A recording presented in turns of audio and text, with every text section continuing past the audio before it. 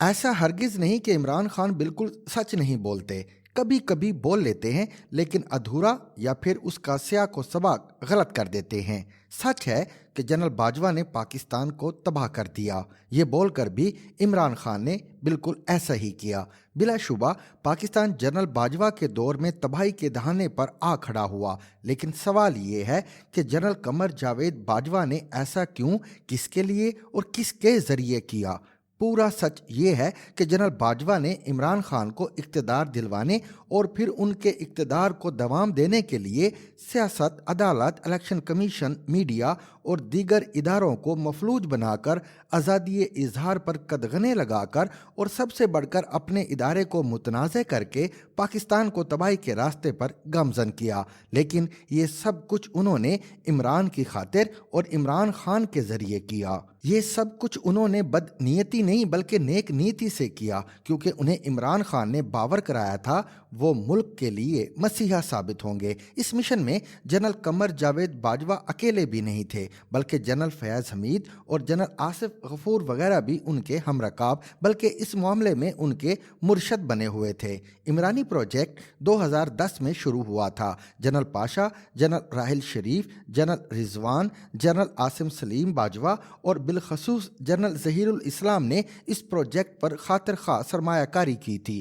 فوج کے سربراہ کی حیثیت سے یہ پروجیکٹ جنرل باجوہ کو ورثے میں ملا تھا۔ بس غلطی ان سے یہ ہوئی کہ انہوں نے اپنی شخصیت اور مزاج کے مطابق پورے خلوص کے ساتھ دل و جان سے عمران خان کو وزیر اعظم بنوانے اور ان کے سیاسی اور صحافتی مخالفین کو ٹھکانے لگانے کے لیے خالص فوجی طریقے سے کام لیا۔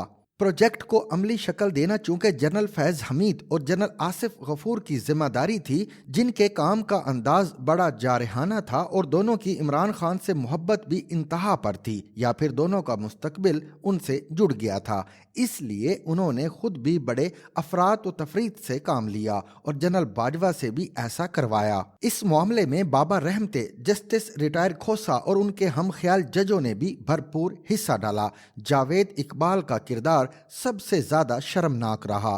طاہر القادری سے لے کر چودھری برادران تک اور زرداری سے لے کر سراج الحق تک۔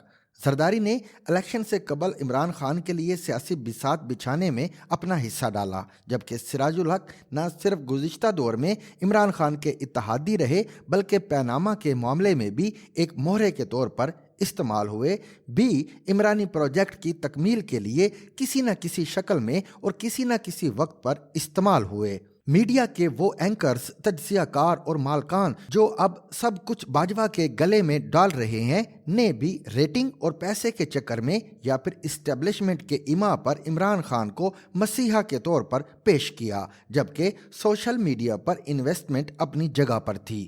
مغربی قوتوں اور ایک پڑوسی اسلامی ملک کا کردار اس کے علاوہ تھا۔ اس طرح یہ سوال بھی اہم ہے کہ کس نے کس کو دھوکہ دیا اور کس نے کس کے ساتھ ڈبل گیم کی۔ میں چونکہ عمرانی پروجیکٹ کو پایہ تکمیل تک پہنچانے کی راہ میں حسب استطاعت رکاوٹ بننے کی کوشش کر رہا تھا اور اس جرم کی بنیاد پر سب سے زیادہ متاثر ہونے والے صحافیوں کی صف میں شامل ہوں، اس لیے میں زیادہ تر معاملات کا عینی شاہد بھی ہوں۔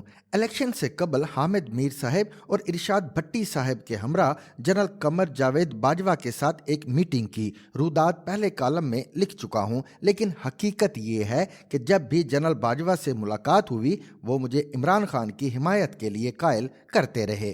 وہ خان سے مخلص تھے یا پھر ان کی کامیابی اور ناکامی کو اپنی کامیابی اور ناکامی سمجھ رہے تھے۔ ان کے دور میں نواز شریف، زرداری اور قوم پرست جماعتوں کے ساتھ زیادتی ہوئی، مذہبی جماعتوں سے ہوئی اور ہم جیسے عمران خان کے نقاد میڈیا پرسنز اور اداروں سے ہوئی، لیکن عمران خان پر صرف اور صرف مہربانی ہوتی رہی۔ اگر پہلے جنرل ظہیر الاسلام اور پھر جنرل باجوہ اور ان کی ٹیم کے لوگ عدلیہ، نیب، الیکشن کمیشن اور میڈیا کے ہاتھ پاؤں عمران خان کے حق میں نہ باندھتے تو نہ صرف عمران خان کا وزیر اعظم بننا ناممکن تھا، بلکہ پارٹی فنڈنگ اور اس طرح کے دیگر کیسز میں وہ گزشتہ انتخابات سے قبل نااہل ہو کر کسی جیل میں پڑے ہوتے۔ وزیر اعظم بنوانے کے بعد ان کی حکومت چلوانے کے لیے بھی جنرل باجوہ جس حد تک عمران خان کے ساتھ گئے اتنا شاید نواز شریف بھی شہباز شریف کے ساتھ نہ جا سکیں۔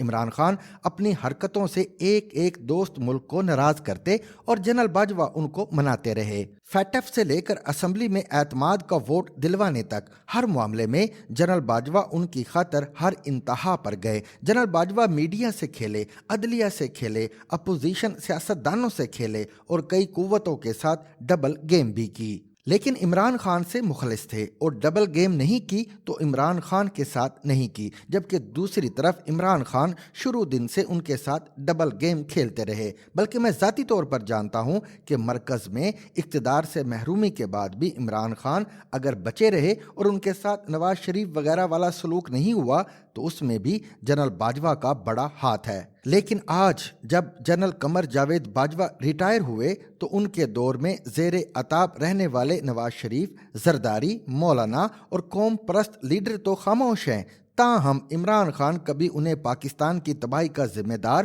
اور تو کبھی ڈبل گیم کھیلنے والا قرار دے رہے ہیں۔ حالانکہ ملک تباہی کے راستے پر گامزن ہوا ہے تو عمران خان کے ہاتھوں ہوا ہے یا پھر ان کے لیے ہوا ہے، کیونکہ ملک اداروں کا نام ہے اور ادارے عمران خان کے لیے یا پھر ان کے ہاتھوں بے وقت ہوئے۔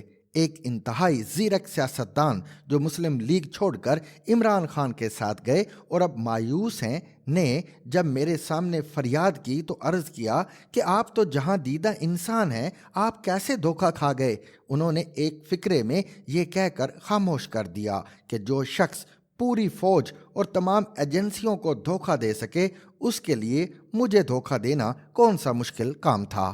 To watch and listen to more informative videos and Urdu, English columns, subscribe to our YouTube channel. Zigzag News explores literature,